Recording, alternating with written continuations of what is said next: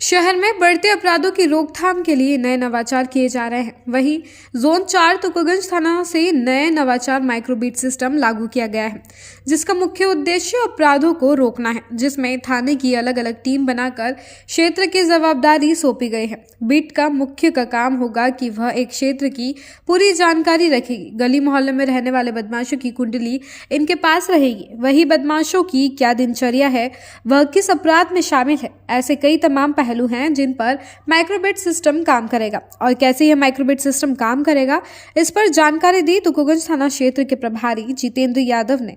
शहर को अपराध मुक्त बनाने के लिए पुलिस लगातार प्रयास कर रही है और वहीं अपराध मुक्त भी धीरे धीरे हो रहा है, जिसे लेकर जोन 3 के तुकोगंज थाने पर एक नया नवाचार से प्रारंभ किया गया है, जिसमें एक माइक्रोबिट सिस्टम लागू किया गया है।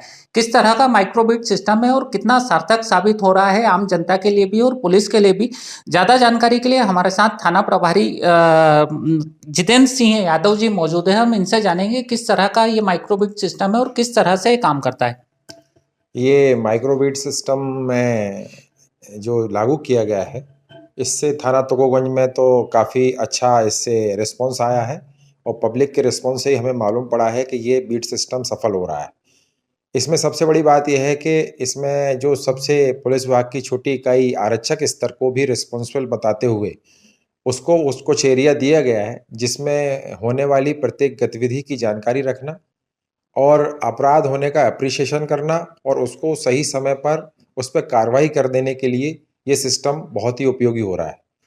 इसमें पहले थाना क्षेत्र को बड़ी बड़ी बीटों में बांटा गया है। जैसे उदाहरण के लिए तुकोगंज को 4 बड़ी बीटों में बांटा गया है, जिसमें और सब एरिया बनाते हुए पद के हिसाब से सब इंस्पेक्टर को प्रभारी रखा गया है, एएसआई को छोटे एरिया का प्रभारी रखा गया है, हवलदार को उससे छोटे एरिया का प्रभारी रखा गया है और गली मोहल्ले और कुछ मकानों को चिन्हित करके एक आरक्षक को भी कुछ जिम्मेदारी दी गई है, जिसमें उसके पास कुछ गलियां या कुछ मकान या कुछ चिन्हित एरिया ही है, जिसको वह बड़ी आसानी से उस पर उसकी जानकारी रखते हुए उस पर निगाह रख सकता है।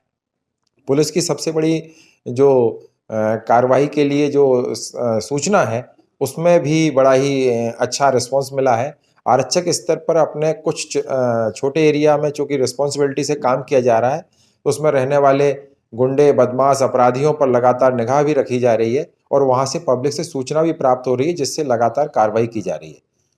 इस तरह से माइक्रोबीट सिस्टम काम कर रहा है। सर, कितनी टीमें लगाई गई है, कितना स्टाफ है? कहीं ना कहीं कि स्टाफ की कमी भी महसूस होती है हर थाने पर, क्योंकि जिस तरह से कमिश्नरेट लागू हो चुका है, कहीं ना कहीं पुलिस बल की कमी है, तो उस तरह से किस तरह से खानापूर्ति की जा रही है? देखिए, पब्लिक के बढ़ने से पुलिस बल को थोड़ा काम करना पड़ रहा है, लेकिन बल की कमी रहने के बावजूद भी हमारा आत्मबल बहुत बढ़ा हुआ है।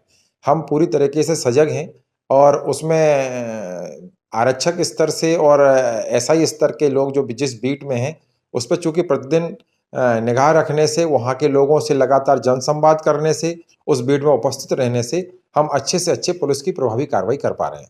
सर, कहीं ना कहीं एक जो प्रयोग नया नवाचार प्रारंभ किया गया था, अब वो सफल होता दिख रहा है, जिसे लेकर अन्य थाना क्षेत्र में जो अन्य 3 जोन है उनमें भी शुरुआत की गई है। बिल्कुल सही कहा आपने। इसमें सफलता के बाद ये कुछ चीज़ें तो निश्चित तौर पर अपराध में कमी आई है, लेकिन एक जो बड़ी सफलता मिली है वो झूठी रिपोर्टों की संख्या कम हुई है। पहले क्या था कि चूँकि एकदम से जानकारी नहीं मिल पाती कि किसने किसको मारा है, चूँकि हमारा आरक्षक एएसआई लगातार जनता के संपर्क में है, तो इस तरह की झूठी रिपोर्टों पर नियंत्रण हुआ है। कुल मिला के देखा जाए तो जो नया नवाचार माइक्रोबिट सिस्टम का तुकोगंज थाने से शुरुआत किया गया था, वो कहीं ना कहीं सफल साबित होता नजर आ रहा है और आगे चलकर एक मील का पत्थर साबित होगा। सचिन शर्मा, स्वतंत्र समय, इंदौर। प्योर अश्योर दूध और घी, माँ के प्यार सा, मिलावट से दूर, भरोसे से भरपूर, प्योर भी श्योर भी।